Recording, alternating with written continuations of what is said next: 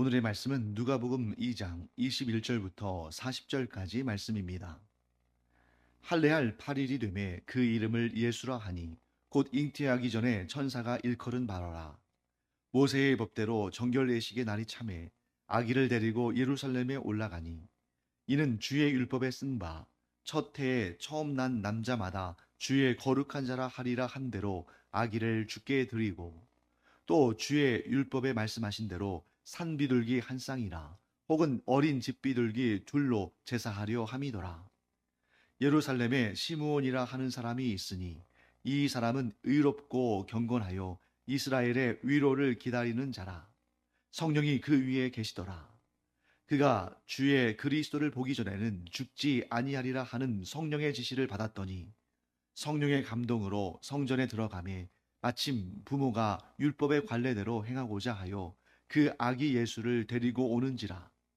시므온이 아기를 안고 하나님을 찬송하여 이르되 주제여 이제는 말씀하신 대로 종을 평안히 놓아 주시는도다. 내 눈이 주의 구원을 보았사오니 이는 만민 앞에 예비하신 것이요 이방을 비추는 빛이요 주의 백성 이스라엘의 영광이니이다 하니 그의 부모가 그에 대한 말들을 놀랍게 여기더라. 시므온이 그들에게 축복하고 그의 어머니 마리아에게 말하여 이르되 보라 이는 이스라엘 중 많은 사람을 패하거나 흥하게 하며 비방을 받는 표적이 되기 위하여 세움을 받았고 또 칼이 내 마음을 찌르듯 하리니 이는 여러 사람의 마음의 생각을 드러내려 함이니라 하더라. 또 아셀 지파 바누엘의 딸 안나라 하는 선지자가 있어 나이가 매우 많았더라. 그가 결혼한 후 7해 동안 남편과 함께 살다가 과부가 되고 84세가 되었더라. 이 사람이 성전을 떠나지 아니하고 주야로 금식하며 기도함으로 섬기더니 마침 이때에 나아와서 하나님께 감사하고 예루살렘의 속량을 바라는 모든 사람에게 그에 대하여 말하니라. 주의 율법을 따라 모든 일을 마치고 갈릴리로 돌아가 본 동네 나사렛에 이르니라. 아기가 자라며 강하여지고 지혜가 충만하며 하나님의 은혜가 그의 위에 있더라. 네, 오늘 이 말씀의 핵심적인 내용들을 먼저 우리가 몇 가지 살펴보고 구체적인 내용들을 보겠습니다. 자, 예수님께서 지금 태어난 지 8일 만에 할례를 받으시고 또 오늘 이 본문에서는 예루살렘 성전으로 나아가셔서 이 정결규례의 그런 과정들을 거치는 모습을 우리가 보고 있습니다. 자, 우리 이 부분을 볼 때 아주 중요한 내용들을 보게 됩니다. 그것이 뭐냐면 신이 곧 하나님이 사람의 세상, 이 인류의 공간에서 멀리 떨어져서 예를 들면 이런 거죠. 홀로 지고지순해서 이 더럽고 추악한 사람들과는 관계하지 않겠다 하시면서 고고하게 저 너머 어디 인간이 도무지 닿을 수 없는 어디에 계신 것이 아니라 인간의 세상 안으로 들어오셔서 심지어 창조주로서 피조물인 인간과 같은 몸을 가지시고 그 사람들의 대표가 되셨다 하는 그 내용을 하나님께서 계속해서 이 복음서들을 통해서 말씀하십니다. 그래서 오늘은 어떤 말씀을 하십니까? 예수님께서 할례를 받으셨다. 예수님께서 정결규례를 행하셨다. 물론 이 당시에 아기인 예수님이 하신 것이 아니라 그의 부모인 요셉과 마리아가 한 것이죠. 자, 한마디로 정리하면 이것입니다. 예수님께서 율법의 규례 가운데에서 그 모든 규례를 순종하셨다. 왜 그러셨을까요? 우리의 대표자로서 그 율법의 모든 계명들을 규례들을 완성하시고자 이 일을 행하신 것입니다. 또한 오늘 이 본문에 두 명의 중요한 인물이 나오죠. 시므온과 안나라는 아주 나이 많은 그러한 고령의 사람들이 등장하는데 이들 어떤 약속을 받았습니까? 하나님께서 메시아를 보여주시겠다. 하나님께서 구원자를 너희들의 두 눈으로 보게 하시겠다 하는 그 성령의 약속을 받았습니다. 그리고 그것을 목격했죠. 뭘 의미합니까? 하나님께서는 구원의 큰 기쁨을 감추지 않으시고 드러내시는 분이시다. 사랑하는 성도 여러분, 하나님께서 우리에게 주신 그 약속들, 우리에게 주신 약속들 어디에 있습니까? 성경 66권에 담긴 내용들이 다 우리에게 주신 약속들 아니에요? 그 약속의 증거들을, 그 약속이 이루어진 증표들을 우리에게 보여주실 줄 믿습니다. 시므온과 안나가 바로 그런 복을 받은 사람들이고, 우리도 그 시므온과 안나처럼 성령의 약속의 말씀을 듣고 그 약속이 성취됨을 두 눈으로 똑똑히 보고 온몸으로 경험하는 그런 우리가 되기를 간절히 축원합니다. 자, 21절 말씀 보시면 할례할 8일이 되매 이렇게 되어 있죠. 자, 여러분들 왜 8일째에 할례를 했을까?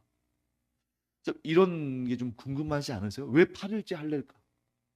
자, 일단은 하나님께서 그렇게 명령하신 거죠. 그런데 하나님께서 명령하실 때는 이유가 있는 것입니다.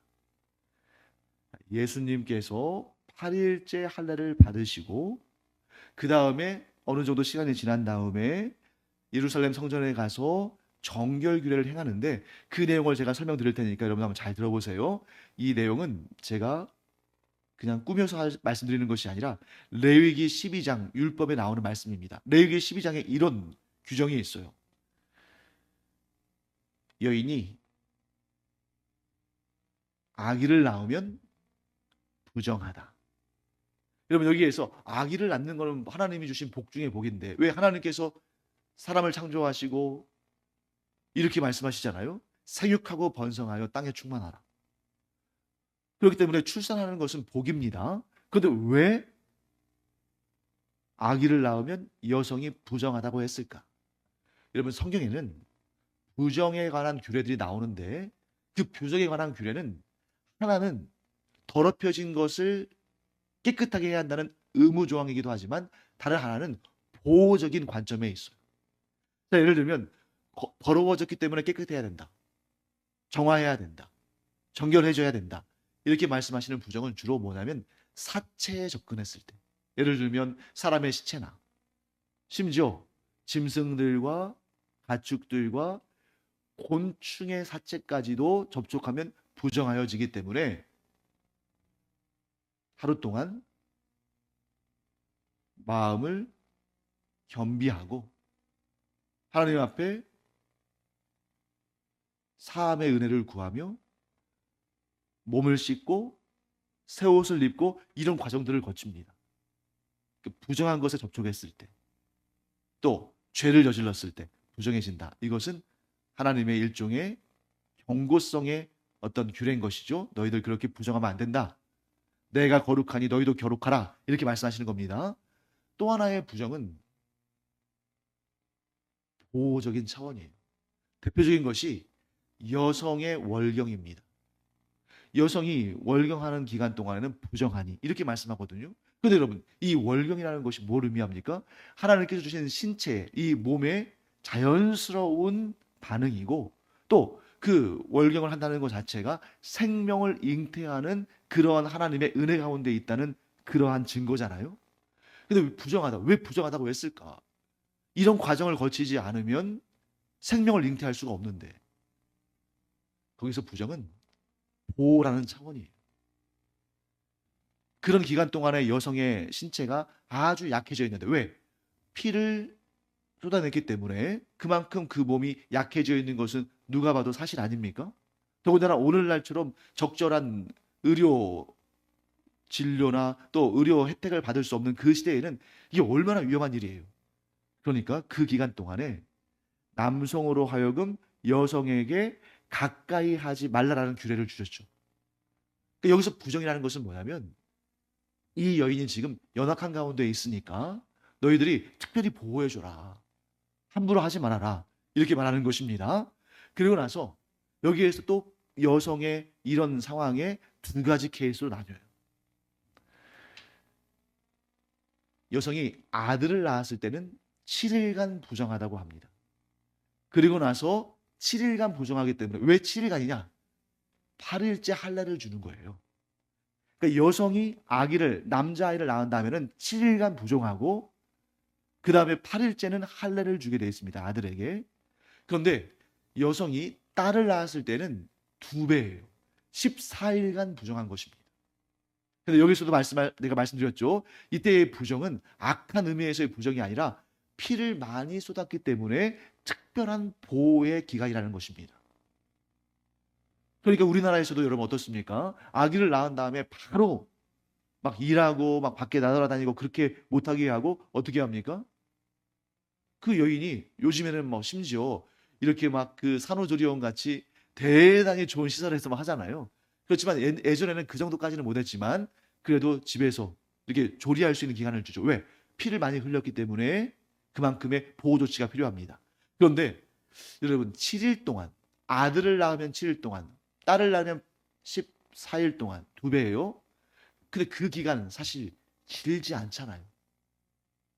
그렇기 때문에 아들을 낳으면 7일 동안 부정하기 때문에 사람들의 접촉을 막아주는 것이고 그 이후에 즉 8일째 할례를 받고 7일간의 그 부정한 그 기간 이후에 33일 동안 정결케 되는 기간을 가지라고 말씀합니다. 그러면 당연히 여성의 경우는 2배의 시간이 소요되니까 딸을 낳은 다음에는 14일간 부정하다고 해서 다른 사람들의 접촉을 막아주시고 그 다음에 며칠 동안이겠어요? 33 곱하기 2 하면 66이겠죠. 66에다가 딸을 낳으면 14일에 66일 더하니까 80일이겠죠. 그래서 아들을 낳은 다음에는 40일 동안 그 산모를 보호하게 해주고 외부와의 접촉을 막게 해주시고 그래서 그 기간을 정결하게 되는 기간 이렇게 말씀하는 것이고 딸을 낳는 경우에는 80일간을 외부와의 접촉을 끊고 이 부정하다는 것이 한마디로 다른 사람과의 접촉을 막는 그런 조치이기도 하잖아요. 그렇기 때문에 그 80일 동안 정결하게 되는 기간을 갖게 합니다. 자, 그러면 여러분 왜 아들은 40일이고 정결 기간이 딸은 80일일까요? 뭐 우리가 정확히 알 수는 없습니다만 제가 추측하기로는 딸이 더 약하다고 생각한 것 같아요. 그러니까 아들은 한 40일 정도만 외부와의 접촉을 끊어도 이 아이가 아들은 좀 면역력도 강하고 또 좀 어렸을 때부터 좀 강하게 키우고 하니까 40일 동안 외부와의 접촉을 끊기 위해서 부정한 기간 7일, 정결하게 되기 위한 기간 33일 이렇게 40일을 하나님께서 배려해 주셨다면 딸을 낳는 경우는 이 딸이 더 취약할 수 있으니까 면역력이 더 약하고 더 외부와의 접촉을 좀 끊어서 이 산모도 보호하고 딸도 보호하기 위해서 부정한 기간 14일, 정결함을 회복하는 기간 66일 이렇게 해서 80일 동안을 외부와의 접촉을 끊게 하시는. 만약에 하나님께서 율법을 통해서 이런 계명을 주지 않으셨다면 아마 사람들은 어떻게 했을까요? 자기가 답답해서라도 나가고 또 막 가족, 친척들, 이웃들이 뭐 아기 본다고 막 오고 그러다 보면 어떻게 되겠습니까? 오늘날은 우리가 아기를 낳자마자 막 그 예방 접종도 하고 또 막 이런저런 뭐 그런 건강을 위해서 이런저런 또 조치들을 하잖아요. 그런데 이 무방비한 상태의 이 수천 년 전의 이 기간 동안에는 이 역사에는 수천 년 전의 그런 때에는 사람들과의 접촉을 막는 것 외에는 방법이 없는 겁니다. 그래서 부정이라는 또 정결을 회복하는 기간이라는 이 기간을 둠으로 말미암아 산모도 보호하고 아기도 보호하는 거예요. 그래서 이 시간 여러분들이 머릿속에 좀 새겨놓으시기 바랍니다. 율법에서 부정하다 했을 때는 그 부정이 꼭 악이나 죄를 저질렀을 때를 의미하는 것이 아니다.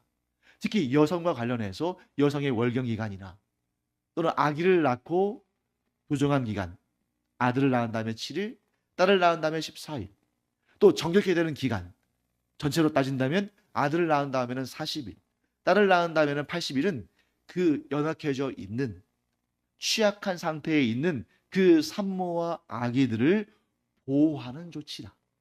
그래서 부정하면 여러분 2가지 기억하시면 되겠습니다. 하나는 악한 것을 막으시기 위해서 주시는 것. 또 다른 하나는 연약한 것을 보호하시기 위해 주시는 것. 이렇게 정리할 수가 있겠습니다. 자, 그러면 여러분 이제 적용을 한번 해볼까요? 인용을 한번 이 내용들을 인용하면서 적용 한번 해보겠습니다. 예수님께서 태어나신 다음에 일어난 일들을 한번 생각해 보세요. 자, 예수님께서 어디에서 태어나셨습니까? 베들레헴에서 태어나셨죠. 베들레헴에서 태어나신 다음에 일어난 일이 무엇일까요? 태어나자마자 예수님의 탄생을 축하하러 온 사람들은 누굽니까? 예수님이 태어나자마자 축하하러 온 사람들은 두 부류의 사람들이죠. 가장 먼저 온 사람들 누구겠어요? 들에서 양을 치던 목자들이죠. 들에서 양을 치던 목자들이 천사의 소식을 듣고 바로 갔습니다. 왜? 베들레헴에서 멀지 않은 들이었으니까. 자, 그 다음에 예수님의 탄생을 축하하러 온 두 번째 부류의 사람들은 누굽니까? 동방박사들이죠. 이들은 멀리에서부터 왔기 때문에 그것도 중간에 어디를 들렸어요? 예루살렘에 있는 헤롯 왕을 만나기 위해서 그 왕궁에 들렀기 때문에 조금 지체가 됐습니다. 그래서 동방박사들이 그 다음에 왔죠. 그 다음에 베들레헴에 습격한 사람들은 누굽니까? 헤롯이 보낸 군사들이죠. 그런데 그 사이에 아마도 제 생각엔 이렇습니다. 예수님께서 태어나신 그날 혹은 그 다음 날쯤에 들에서 양을 치던 사람들이 예수님을 뵈러 왔을 거예요. 그 다음에 며칠 지나서 동방박사들이 왔을 것입니다. 그리고 얼마 지나서 예수님께서 태어난 지 8일째에 할례를 받으셨을 거예요. 그 할례를 받으실 때 이름을 예수라 했죠. 하나님께서 주신 구원의 메시지를 담은 이름입니다. 그 다음에 하나님께서 천사를 통해서 또 요셉과 마리아에게 말씀하시죠. 이 아이를 데리고 애굽으로 가서 피해 있어라. 자, 왜 애굽으로 피할까요? 이스라엘 내에서 어디로 피하든지 간에 헤롯이 못 찾겠습니까? 그러니까 이 헤롯 왕의 군사가 들어갈 수 없는. 여러분, 이 당시에 헤롯이 그래도 상당히 힘이 있었습니다만 애굽 왕을 이길 수 있을까요? 비교가 안 되죠. 이 당시에 헤롯과 애굽 왕은 차이가 너무너무 크죠. 그러니까 애굽의 피신해 있으면 감히 헤롯이라 할지라도 애굽의 군대를 보내서 예수님을 제거하는 작전을 펼칠 수 있습니까? 없습니까? 없는 거죠. 애굽에 피하게 했습니다. 근데 여러분은 아마 그 어린 아기를 데리고 어떻게 애굽까지 갔을까 할지 모르지만 사실 이 베들레헴은 이스라엘의 최남단 쪽에 가까이 있고 그 국경 조금만 넘으면 되는 거예요. 그게 먼 거리가 아닙니다. 그래서 애굽에 있다가 예루살렘에 있는 성전을 향해서 다시 오게 됩니다. 뭘 하기 위해서? 정결규례를 행하기 위해서. 그게 며칠째 되는 날이에요? 예수님을 낳은 지 대략 40일 전후입니다. 그러니까 아마 애굽에서는 한 달 채 있지 못했을 거예요. 뭐 오며 가며 그런 기간까지 합치면 뭐 한 몇 주, 뭐 2, 3주 정도 이렇게 있다가 이제 정결규례를 위해서 오는데 이 정결규례는 예수님을 깨끗하게 하기 위한 그런 시간이 아니라 사실은 어떤 시간이냐면 여성은 아들을 낳았으니까 40일 동안 정결케 되는 기간을 마치고 제가 이제 정결함을 얻었습니다 하고 성전에 와서 일종의 신고하는 기간이자 아들을 낳았을 때는 하나님께 속전을 드립니다. 첫 아들을 낳았을 때. 그러니까 딸이나 혹은 둘째, 셋째 이런 아들들은 아닌데 첫 아들을 낳았을 때. 이게 이제 유월절 규례와 같은 거죠. 초태상 숫것을 하나님께 드리는 것처럼 첫 아들을 낳았을 때에는 하나님의 것입니다. 여러분 속전이 뭐냐면 우리 대속하면 예수님께서 우리의 죄를 대신 갚으셨다 이런 뜻이잖아요. 속전은 그의 몸값을 지불한다는 거예요. 왜요? 자, 모든 사람의 또 모든 가축의 첫 번째는 하나님의 것이라고 선포되었죠. 그렇기 때문에 첫 번째 초태생 수컷은 하나님께 예물로 드립니다. 그런데 사람을 죽여서 하나님께 제물로 드릴 수는 없잖아요. 그러니까 그의 생명값을, 그의 몸값을 대신하여 드리는 돈이 속전이에요. 그러니까 여성이 아들을 낳았을 경우에 어떤 날이 특히 의미가 있습니까? 8일째 되는 날 할례를 받고 40일이 지나면 예루살렘 성전에 가서 자신이 정결해졌습니다라는 것을 말씀드릴 뿐만 아니라 그 아들, 태어난 지 40일이 지난 그 아들을 데리고 가서 뭘 드려요? 속전.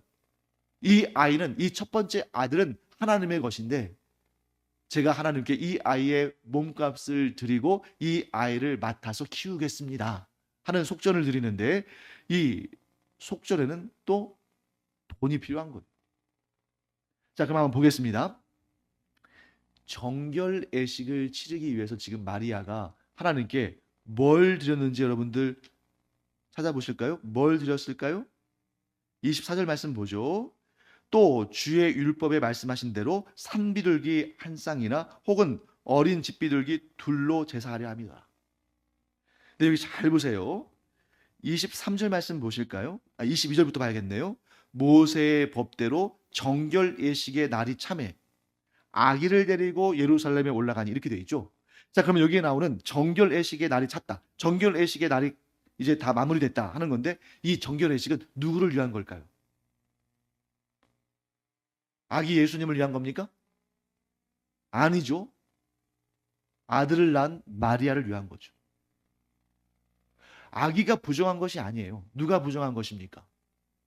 그 어머니 마리아가 부정한 것이죠. 여기서 말하는 부정은 악하다, 나쁘다라는 의미가 아니라 그 여인을 보호하고 외부의 어떤 접촉과 피하는 기간인 거죠. 그래서 이제 마리아가 아들을 낳은 다음에 40일이 지났습니다. 정결 내식을 하러 가는 거예요. 그런데 그때 누구를 데리고 갔어요? 아기 예수를 데리고 갔습니다. 왜? 무엇하기 위해서? 하나님께 이 아기 첫 아들을 바치는 예식을 위해서.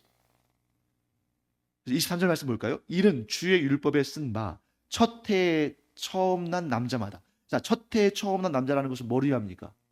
첫 아들을 의미하는 거예요.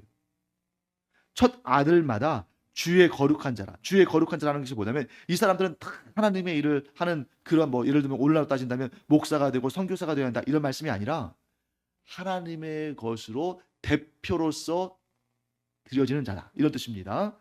자, 그 아기를 주께 드립니다. 그러면 주께 드릴 때 이 아이를 막 잡아가지고 제물로 드릴 수 없잖아요. 그러니까 그 대신에 뭘 드리라고 했습니까? 속전을 드려요. 이 속전은 얼마냐? 은 5세겔입니다. 은으로 만든 성전세 5세겔. 자, 이 은 5세겔은 오늘날의 가치로 환산하면 대략 한 20만 원 정도예요. 그러니까 오늘날의 가치로, 그 당시의 가치가 아니라 오늘날의 가치로 환산하면, 그러니까 그렇게 큰 무리는 아니겠죠. 그러니까 오늘날 따지면 이겁니다. 아기를 낳은 다음에 감사원금을 바치는 정도예요. 이런 걸 통해서 이 아기는 하나님의 것인데 저희에게 주셔서 감사드립니다. 또 이 아들을 주심으로 말미암아 하나님께서 태문을 여셔서 둘째, 셋째, 그리고 또 딸들도 주실 줄 믿습니다. 이런 마음을 드리는 것이죠.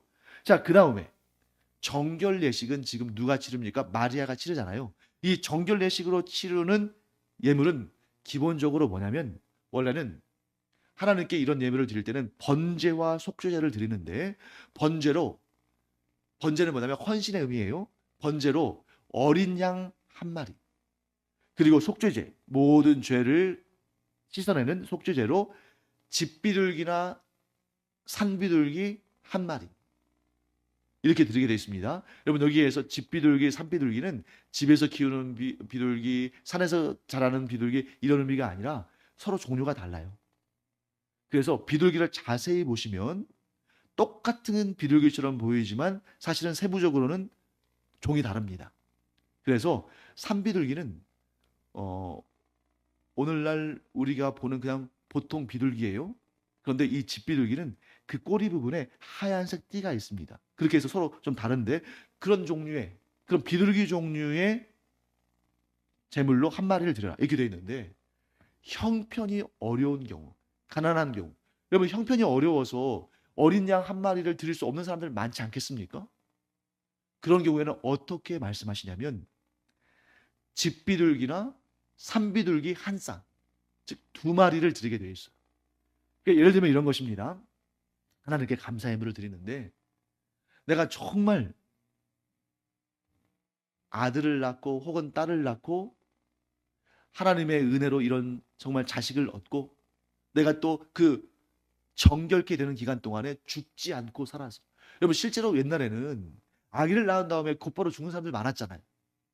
이 정결 기간, 아들을 낳은 다음에 40일, 딸을 낳은 다음에 80일, 이 기간이 굉장히 위험한 기간인데, 이 기간 동안에 제가 외부와의 접촉을 끊고 이렇게 살아서 정결함을 얻고 하나님께 나올 수 있어서 너무 감사합니다 하고 예물을 드리는데, 어떤 사람은 어린 양 한 마리 값, 예를 들면 뭐 한 100만 원 정도 이렇게 감사원금을 드리는 사람도 있을 거예요. 그런데 드리고는 싶지만 가정의 형편이 안 돼요. 그러면 대략 한 10,000원 정도, 10,000원이나 20,000원 정도 그렇게 감사원금을 드릴 수 있겠죠? 바로 그런 차이입니다. 형편이 되는 자는 어린 양 한 마리와 집비둘기 한 마리를 하나님께 예물로 드리고, 형편이 좀 어려운 자는 나는 형편이 어려우니까 드릴 거 없어 하고 그냥 싹 외면하는 것이 아니라, 내가 이렇게 귀한 자식을 주시고 내 생명을 지켜주시고 그래서 이렇게 정결의 기간을 잘 마치게 하신 하나님께 감사드려야지, 내가 어려운 형편에도 하나님께 감사하는 표현을 잊지 말아야지 하는 그런 마음을 지킬 수 있도록 하나님께서 가난한 자에게는 그 부담을 대폭 줄여주신 거예요. 너희가 가난하다고 해서 이 정도는 할 수 있지 않느냐, 너희가 가난하다고 해도 이 정도는 할 수 있지 않느냐 해가지고 산비둘기나 집비둘기 한 쌍, 두 마리, 오늘날의 가치로 따진다면 한 10,000원이나 한 20,000원 정도 되는 그런 예물을 드리고 하나님께 감사의 표를 할 수 있도록 그렇게 하신 것입니다. 자, 그러니까 여러분들이 오늘 이 누가복음 2장의 이 본문을 통해서 우리가 레위기 12장에 나오는 정결규례에 관한 내용들을 좀 자세히 살펴봤습니다. 자, 그다음에 그 뒷부분은 어떤 내용입니까? 시므온과 안나의 그러한 감사의 찬양의 내용인데, 이들이 공통점이 있어요. 하나님의 구원을 바라보는 사람들이었다는 것입니다. 시므온도 그렇고 안나도 그렇고 정말 그 나이 많은 그러한 세월을 살아가면서 그들이 성전을 떠나지 않고 기도하고 금식하면서 하나님의 구원을 간절히 바랬더니 성령께서 그들에게 눈으로 보게 하셨습니다. 어떤 장면을 보게 하셨어요? 메시아가 성전 안으로 들어오시는 모습을 보게 했습니다. 여러분 한번 생각해 보십시오. 이스라엘에 아기를 낳는 여인이 얼마나 많을까요? 또 아기를 낳은 다음에 정결규례를 하고 하나님께 속전을 바치기 위해서 그 하루만 해도 성전에 들어오는 사람들이 얼마나 많을까요? 그 수많은 아기들 중에서 시므온과 안나는 하나님이 보내신 구원자를 보았다는 거예요. 육신의 눈으로 본다면 도무지 알 수가 없죠. 성령께서 영의 눈을 뜨게 하셔서 보게 하신 것입니다. 사랑하는 성도 여러분, 여러분과 제가 얼마나 귀한 사람들인지를 꼭 기억하시기 바랍니다. 이 세상에 70억 넘는 80억 가까이 되는, 어쩌면 80억 넘었을지도 모르겠어요. 그런 인구가 지금 살고 있죠.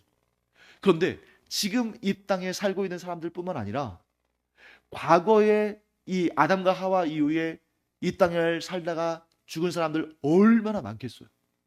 또 그날이 언제일지 모르지만 우리가 죽은 이후로도 이 땅에 주님 오시는 그날까지 계속 사람들이 있지 않겠습니까? 근데 그 가운데서 우리의 구원자 예수 그리스도를 믿음의 눈으로 바라보고 믿고 그를 구주로 영접하고 구원받은 사람이 자기의 눈으로, 자기의 판단으로, 자기의 지혜로 메시아를 본 것이 아닙니다. 성령께서 역사하지 않으시면, 하나님의 은혜 가운데 성령께서 역사하지 않으시면 우리는 메시아를 볼 수가 없어요. 메시아를 만날 수도 없습니다. 그래서 우리야말로 여기 시므온과 안나가 얼마나 대단한 인물인가, 그들이 얼마나 경건하고 얼마나 거룩한 사람이면 그들이 살아생전에 메시아를 보거라고 성령께서 약속하여 주시고 그걸 직접 보았을까, 얼마나 복된 사람들인가. 예, 그 복된 사람이 바로 우리입니다. 우리는 보지 않고도 믿는 자들 아니에요? 예수님께서 말씀하십니다. 보지 않고 믿는 자가 더 복되다. 사랑하는 성도 여러분, 우리가 그렇게 성령의 사람들임을 기억하고 하나님의 위대한 역사를 전파하는 데 힘쓰는 그런 귀한 하나님의 일꾼들 되기를 간절히 축원합니다. 기도하겠습니다. 하나님, 시므온과 안나가 늘 경건에 힘쓰고 하나님께 늘 기도하며 금식하며 구원자를 보기를 갈망하였더니 하나님께서 그들의 영의 눈을 밝게 하셔서 그 수많은 아기들 가운데 메시아로 이 땅에 오신 예수 그리스도를 보고 알고 하나님께 영광과 감사와 찬양을 올려드리게 하심을 봅니다. 저희가 시므온과 안나처럼 하나님께 특별한 은혜를 받은 자들로서 예수 그리스도를 믿는 이 믿음을 갖게 하심을 감사드립니다. 이 구원의 기쁜 소식을 또한 온 세상에 전파하는 그 귀한 일에 쓰임 받는 저희들 되게 하여 주시옵소서. 감사드리며 예수님의 이름으로 축복하며 기도합니다. 아멘.